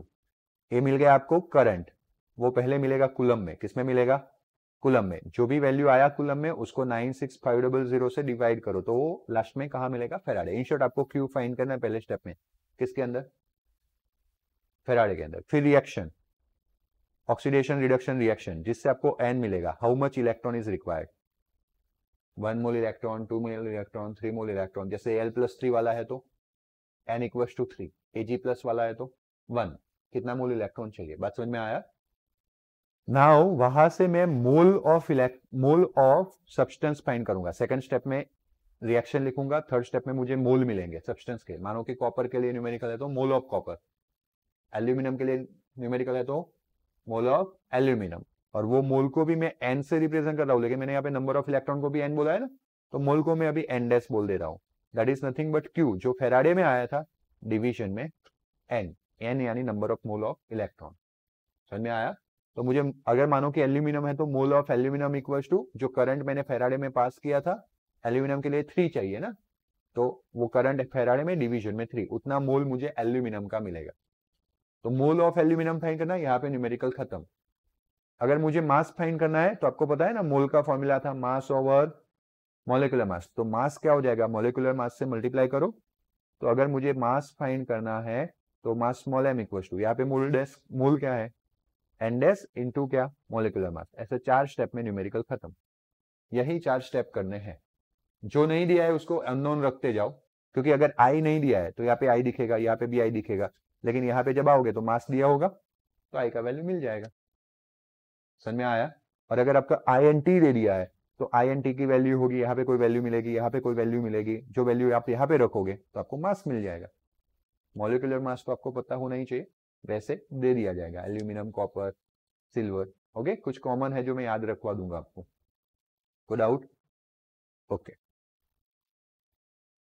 आगे बढ़ते हैं। अभी भी इसमें रिडक्शन बताने थे, जैसे Ag के लिए Ag plus taking electron converts into Ag, तो 1 फेराडे करंट या 1 मोल इलेक्ट्रॉन चाहिए, मतलब 1 फेराडे इलेक्ट्रिसिटी चाहिए। 1 mole electricity is produced, sorry 1 mole electricity produce 1 mole Ag। Required electricity for the reduction of 1 mole Mg, Mg का reaction Mg plus 2 taking 2 electron converts, तो 2 मोल electron मतलब 2 Faraday electricity. अगर मुझे 1 mole Mg produce करना है तो मुझे कितना इलेक्ट्रिसिटी चाहिए? लाइकवाइज एल्यूमिनियम में 1 मोल एल्यूमिनियम फ्राइड करना है तो 3 फेराडे इलेक्ट्रिसिटी मुझे चाहिए। क्लियर हुआ? हाँ या ना? ओके, जाने दूं ना 10 मिनट और। Okay, product obtains near the electrode by electrolysis depend on electrodes, explain by suitable example. अब ये जो प्रोडक्ट बन रहे हैं इलेक्ट्रोलिसिस के अंदर, वो प्रोडक्ट डिपेंड करते हैं कि आपने कौन से इलेक्ट्रोड यूज किए। समझ में आया? तो जैसे कि हमें पता है कि इलेक्ट्रोड्स के कितने टाइप्स हैं, एक इनर्ट, दूसरा एक्टिव भी बोल सकते हैं या रिएक्टिव भी बोल सकते हैं। समझ में आया? तो इनर्ट इलेक्ट्रोड मतलब the electrode which does not participate in the chemical reaction, only act as a source और सिंक ऑफ इलेक्ट्रॉन। वो सिर्फ इलेक्ट्रॉन प्रोवाइड कर सकता है या दे सकता है, वो भी खुद के तो नहीं देगा, लेके आएगा, अपनी सरफेस देगा। Got it? That is called inert electrode. Inert electrode does not dissolve in the, क्योंकि वो खुद पार्ट ही नहीं ले रहा है तो ना वो रिएक्शन में डिसॉल्व होगा, डज नॉट प्रोड्यूस, वो कैथोड के ऊपर ना प्रोड्यूस होगा, and its value does not, at it values does not alter, means mass does not increase और डिक्रीज। उसका वैल्यू यानी कि मास इंक्रीज या डिक्रीज होने वाला नहीं है। Such a inert electrode has least reduction potential and it can't be, इनका रिडक्शन पोटेंशियल बहुत ही कम होता है जो हम मेजर कर पाते नहीं है। तो हमने इलेक्ट्रोमोटिव सीरीज पढ़ा था, EMF सीरीज चैप्टर में कहीं, उसमें प्लेटिनम वगैरह नहीं होगा, देखना। क्यों? क्योंकि वो इनर्ट है। प्लेटिनम ही मेन यूज किया जाता है, बाकी निकल आता है, पैलेडियम, बट सबसे ज्यादा इनर्ट पे अगर काम करना हो तो हम किसको लेके करते हैं? प्लेटिनम को। जैसे कि देखो, प्लेटिनम भी आ सकता है, गोल्ड भी आ सकता है, लेकिन वैसे दोनों प्रीशियस मेटल है, खर्चा पानी तो दोनों में सेम ही होगा, है ना, बट फिर भी गोल्ड नहीं लेते, प्लेटिनम लेते हैं। तो प्लेटिनम, गोल्ड, और जिसको आप नोबल मेटल के तौर पे जानते हो, नोबल मेटल्स मतलब कि जो रिएक्शन में पार्ट नहीं लेते। Okay, so they are inert electrode. For example electrolysis of CuCl2 यानी कि copper chloride solution on PT electrode. PT electrode does not experience oxidation reaction, but oxidation of which ion take place?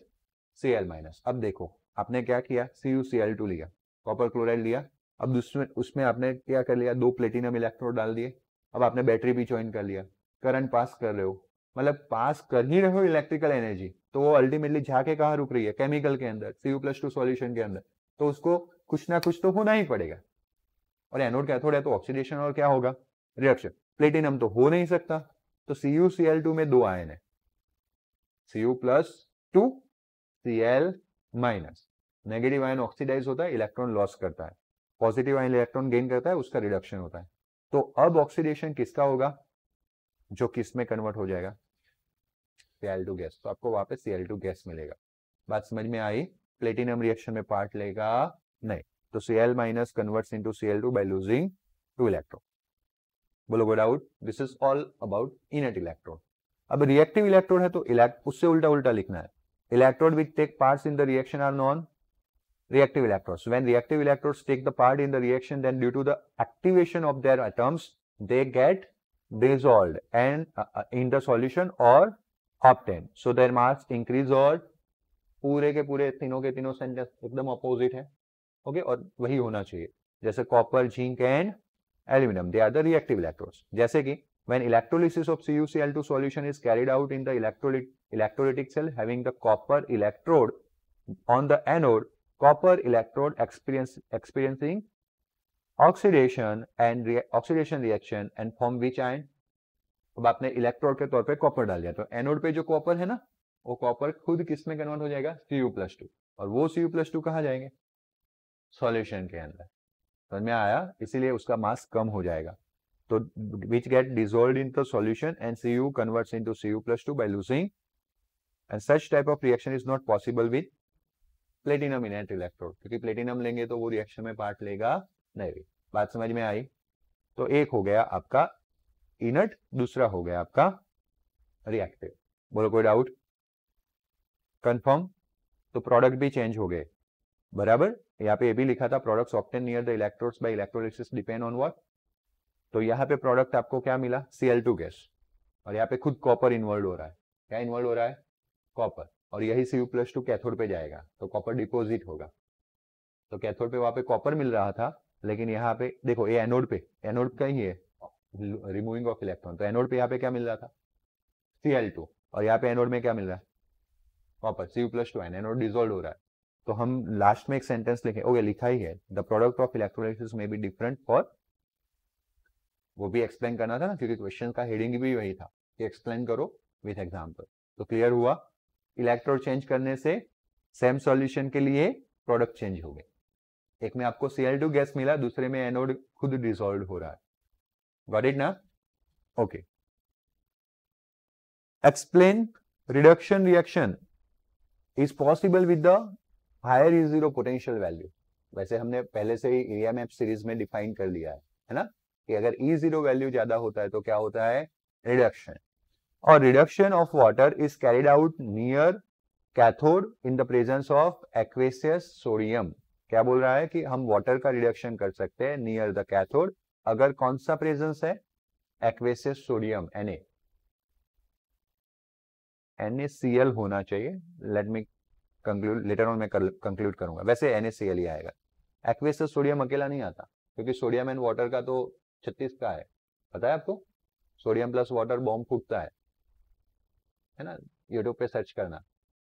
Okay, sodium बहुत ही high active metal है, अगर water और air के presence में रहती है ना तो एक्सप्लोजन बन जाता है, एक्सप्लोजन क्रिएट करके। इसलिए सोडियम NaCl का एक्वेसियस सॉल्यूशन आएगा। Reduction of the species is dependent on the reduction potential value. हम पढ़ क्या रहे पता है? Listen carefully. हम इलेक्ट्रोलिटिक सेल के अंदर क्या प्रोडक्ट मिल सकते हैं वो पढ़ रहे। तो हमने पहला क्वेश्चन से ऐसा कंक्लूजन किया कि इलेक्ट्रोलिटिक सेल के अंदर हमने सॉल्यूशन सेम लिया, CuCl2, but our electrodes are different then products are. तो हम पढ़ रहे हैं कि products of electrolytic cell depends on what. तो पहले क्वेश्चन के थ्रू हमने पढ़ा था डिपेंड्स ऑन इलेक्ट्रोड, है ना। दूसरा, they depends on reduction potential. Second, they depends on what. जैसे समझते हैं, लास्ट क्वेश्चन है, टेंशन मत लो, अच्छे से ध्यान दो, है ना। ऊंचे नीचे થઈ ગયા છો, आज सिर्फ आपको ही पढ़ाना है, इसलिए मजा है कि मैं भी एंजॉय करूंगा पूरा दिन, है ना। आप लोग एंजॉय मत करना, जाके बहुत पढ़ना है।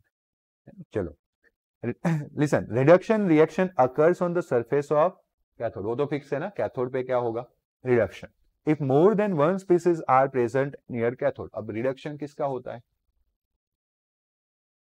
कौन से आयंस का रिडक्शन होगा, पॉजिटिव या नेगेटिव?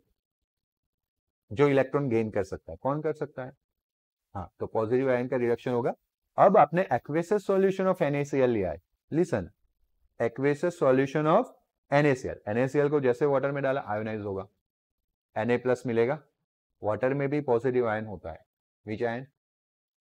वाटर का आयोनाइजेशन करता है, पता है? H2O + H2O, H+ OH- या H3O + OH-। तो वाटर में कौन से पॉजिटिव आयन है? H+।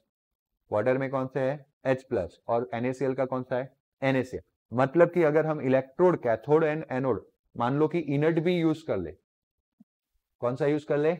इनर्ट। मतलब कि जो रिएक्शन में पार्ट लेगा नहीं, मतलब कि एक पॉसिबिलिटी तो बंद कर दी, नहीं तो वो खुद ऑक्सीडाइज और खुद रिड्यूस हो सकता था, मतलब डिपोजिट हो सकता था, है या ना।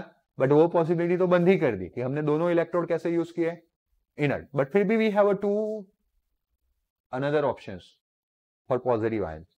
एक वाटर है तो H+ और दूसरा NaCl का Na+। बात समझ रहे हो? तो यहां पे देखो, reduction occurs at the surface of cathode if more than one species are present at near cathode. In this situation, species with the higher E0 value give the reduction. सबसे इजीली रिडक्शन किसका हो सकता है? जिसका ज्यादा reduction potential है. तो अब देखना ए पड़ेगा कि H प्लस का रिडक्शन पोटेंशियल ज्यादा है या Na प्लस का. तो जिसका रिडक्शन पोटेंशियल ज्यादा होगा उसका रिडक्शन हो सकता है. तो H प्लस का तो 0 है, पता है कि नहीं आपको? आया ना? तो अब Na प्लस का देख के आते हैं क्या है.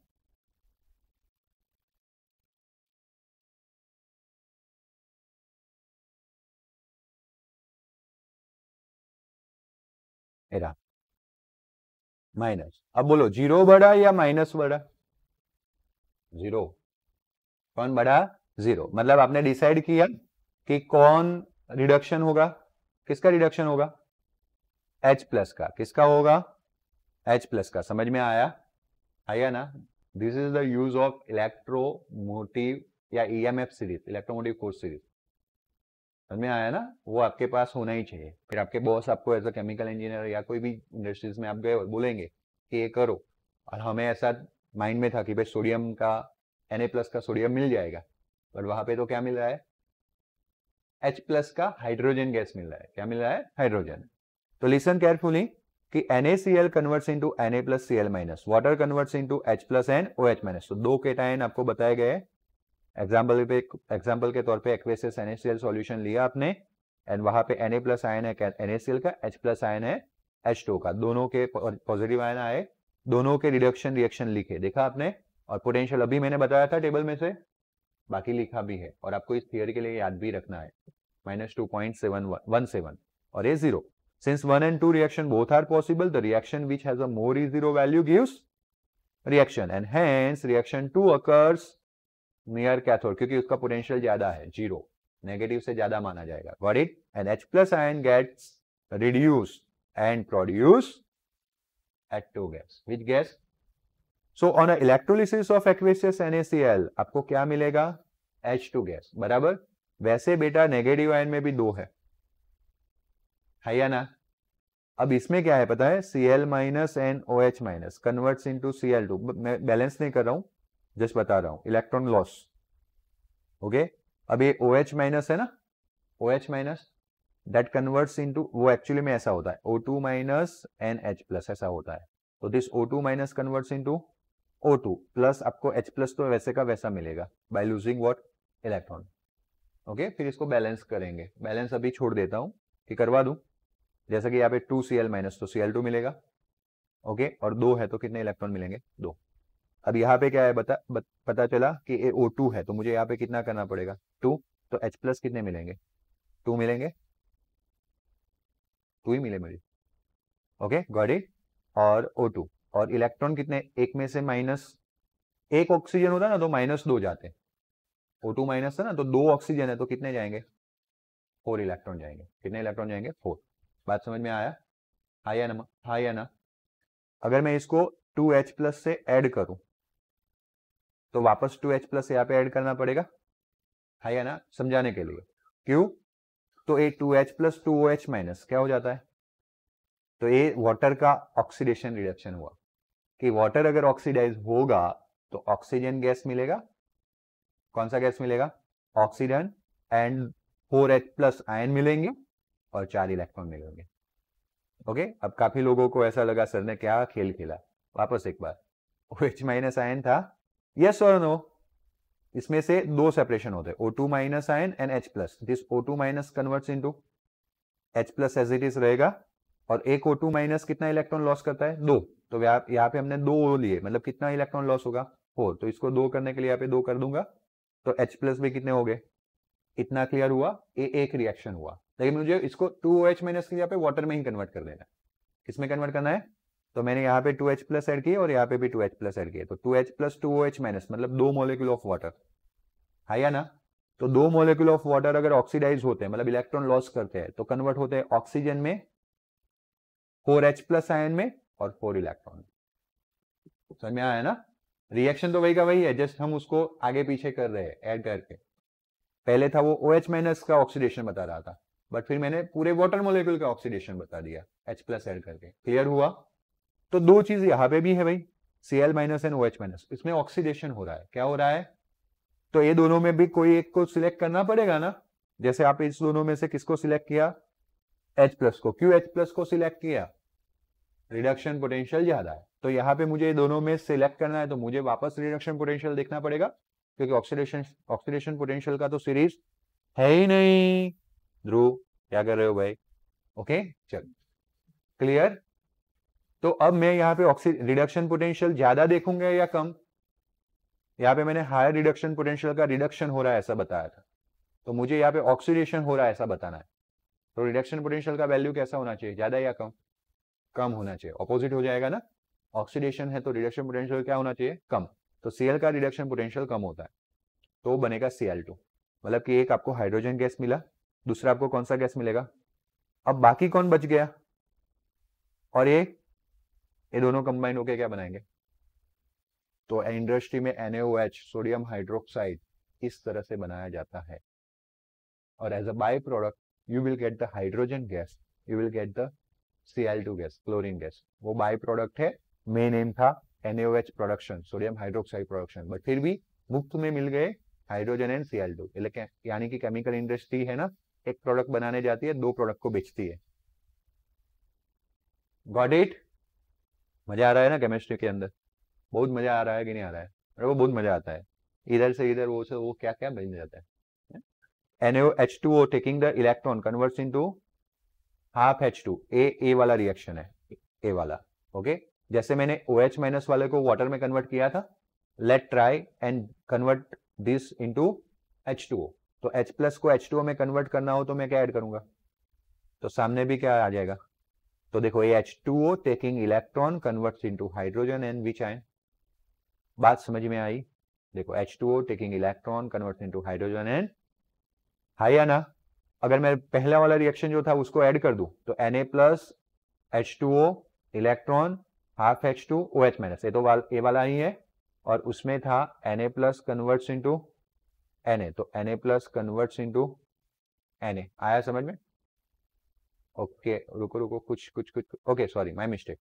इन लोगों ने दोनों साइड Na प्लस ऐड किया है, बाकी रिएक्शन तो एज इट इज रखा है। और मैं जब इसको ऐड करने जा रहा था मुझे वापस क्वेश्चन आया था कि इलेक्ट्रॉन कहाँ गया, है ना। तो उन्होंने क्या किया है कि सिर्फ इसी इक्वेशन में दोनों साइड क्या ऐड कर दिया है? Na plus. अब क्या बोल रहे हैं? Experimentally pink colour obtain with phenolphthalein near cathode. अगर कैथोड के बाजू में फिनोप्थेलिन रखोगे तो phenolphthalein is universal indicator, standard 10 acid base. Okay, and वो तब आएगा जब बेसिक सॉल्यूशन हो। तो कैथोड के नजदीक में आपके कौन से आयंस है? OH minus near the cathode and gives the confirmation of presence of which one? NaOH। समझ में आया? अभी इन लोगों ने आगे क्या बताया पता है? यहाँ पे Na प्लस आयन ले लिए, तो ये Na plus and OH minus से वो क्या बताना चाह रहे हैं? क्या फॉर्म हो रहा है? NaOH फॉर्म हो रहा है। तो वाटर इलेक्ट्रॉन लेगा कैथोड के नजदीक में, वहां पे कैथोड में नजदीक में और कौन प्रेजेंट था? Na plus. तो वाटर में से यहाँ पे OH माइनस मिला था और कैथोड पे Na प्लस प्रेजेंट था, वो Na plus and OH minus combined होकर क्या बनाएंगे? NaOH।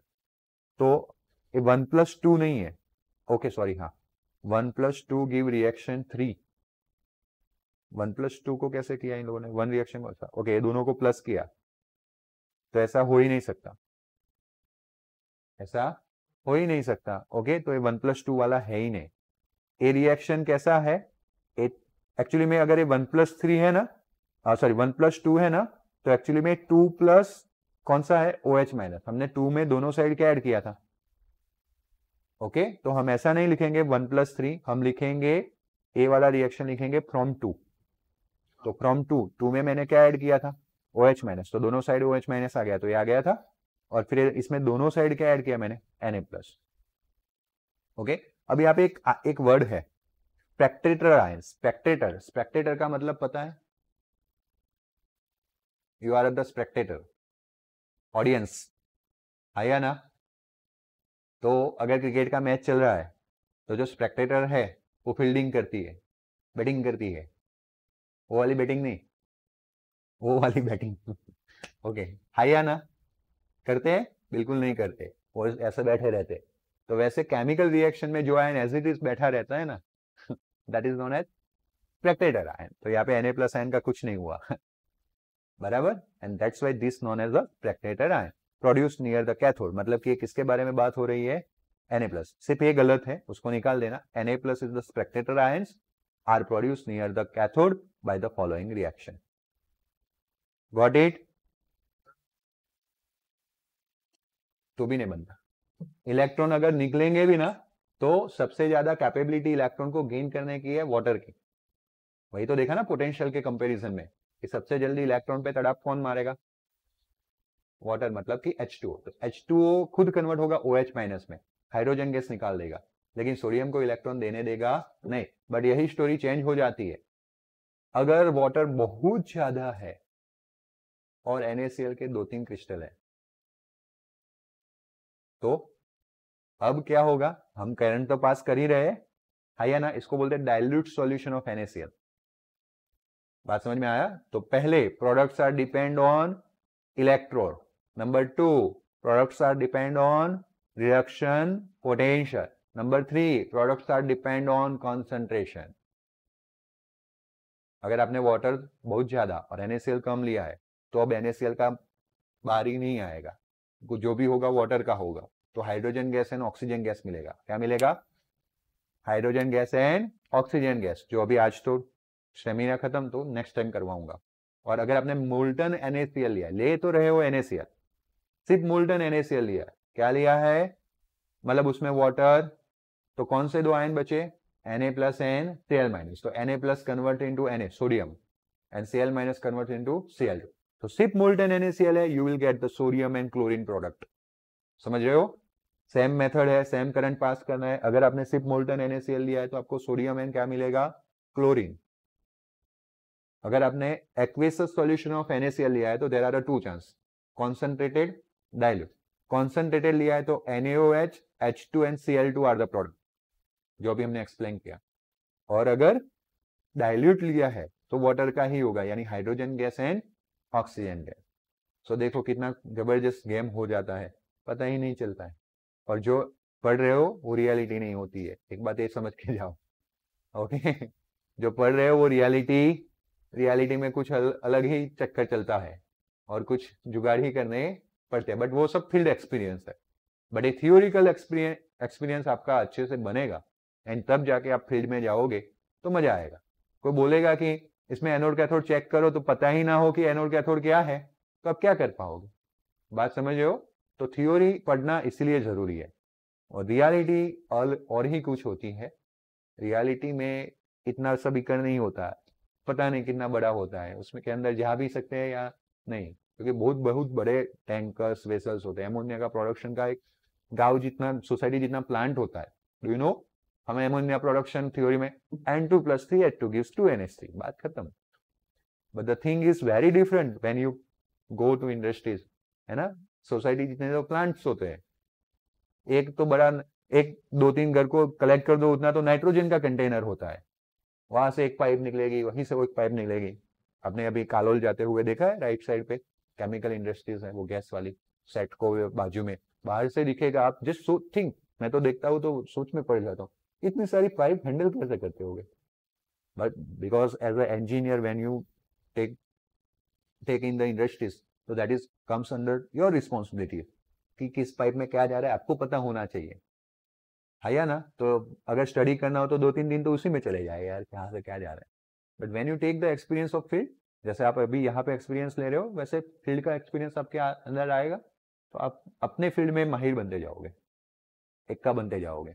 बट डेडिकेशन होना, विथआउट डेडिकेशन कुछ होने वाला नहीं है। सुबह उठ के अगर काम करने में एक ही वर्ड निकलता है, कंटाला आता है, तो वो काम के लिए आप नहीं बने हो। एक चीज है ध्यान में रख लो, बराबर। तो इंटरेस्ट लेना है और काम करना है, बात खत्म। कौन से क्वेश्चन तक पहुंचे? 55 छोटे छोटे क्वेश्चन है, आगे अब इतना लोड नहीं पड़ेगा जितना बीच में साइकिल स्टॉप हुआ था। अब बहुत ही इजी वाले क्वेश्चंस होने वाले हैं, समझ में आया? तो अभी चैप्टर कुछ ही दिनों में नो मोर हो जाएगा, मतलब मेरे लिए खत्म हो जाएगा, आपके लिए जर्नी स्टार्ट होगी उसकी, कि अब इसको 72 है, बार बार पढ़ो, बार बार याद रखो। समझ में आया? ओके। तो आज संडे है, संडे मतलब मेरा घूमने का टाइम, लेकिन आपका बेकअप टाइम। संडे मतलब आपका which time? Backup time. Time निकाल के कहीं ना कहीं कुछ चीजें बाकी है तो रेडी कर लीजिए, क्योंकि मैं एक जगह पे एक साइड पे रुका हुआ हूँ, एक पॉइंट पे मेरा एक एप्लीकेशन बनने जा रहा है पेपर जनरेशन का। अब देख रहा हूँ, लास्ट ट्राई कर रहा हूँ मैं इंजीनियर्स के साथ, वो बन गया, उसके बाद मैं आपके 50 मार्क्स के पेपर स्टार्ट करूंगा। क्योंकि अगर मैं अभी लेता हूँ तो मुझे लिखाने बिठेगा, और मुझे ऐसा पैटर्न बिल्कुल पसंद नहीं है कि मैंने ओल्ड टाइम जो पेपर्स, मेरे पास 5 साल के पेपर थे लेकिन ओल्ड टाइम जो लिए थे वही आपके पास वही पेपर दे दूँ चिपका के। हर बार मैं नया क्वेश्चन, और वो मेरे लिए बना रहा हूँ मैं, जस्ट 5-6 क्लिक किए पेपर बन गया और आपको दे दिया। समझ में आया? तो वो करने जा रहा हूँ मैं, वो उसमें रुका हूँ, इसलिए मैंने संडे टेस्ट चालू नहीं किए। बट मैं ज़्यादा वेट नहीं करूँगा, जुलाई के मिड में से मैं संडे टेस्ट चालू कर दूंगा। और संडे 50-50 मार्क्स का टेस्ट होगा, जो ये छोटे छोटे जो टेस्ट देते हैं वैसे नहीं होंगे। समझ में आया? प्रॉपर तरीके से करेंगे, पूरे पूरे चैप्टर से एक या दो चैप्टर मिक्स करेंगे। समझ में आया? तो प्रिपरेशन चालू रखना, अब आपका काम बहुत बढ़ने वाला है।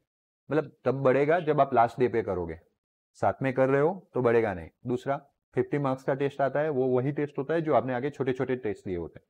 तो जब 50 मार्क्स का आता है तो आपको जस्ट रिवीजन की जरूरत पड़ेगी। ऐसा नहीं कि उसके अगले दिन पूरा लेके बैठ गए, तो मतलब आपने आगे क्या किया था, बात समझ रहे हो? तो आगे नहीं किया होगा तो सैटरडे फंसोगे, क्योंकि संडे टेस्ट। और इस संडे नहीं किया, मानो कि इस संडे फर्स्ट चैप्टर का आ गया, तो नेक्स्ट संडे मैं क्या करूंगा, फर्स्ट एंड सेकंड ऐड करूंगा। तो नेक्स्ट संडे सिर्फ आपको किसको रिवाइज करना है, सेकंड को। और सेकंड के बीच में इन बिटवीन तो हो ही गए होगे टेस्ट। तो वैसे अगर पैटर्न बनेगा, आप डेली टू डेली रखोगे मेरे साथ काम, तो आपको सक्सेस मिलेगा। फिर आपने छोड़ दिया, वो संडे छोड़ दिया फर्स्ट एंड सेकंड, तो upcoming Sunday first second third आने वाला है, तो फिर क्या करोगे, फिर वापस छोड़ दोगे। इसलिए ब्रेक करना नहीं है। ओके?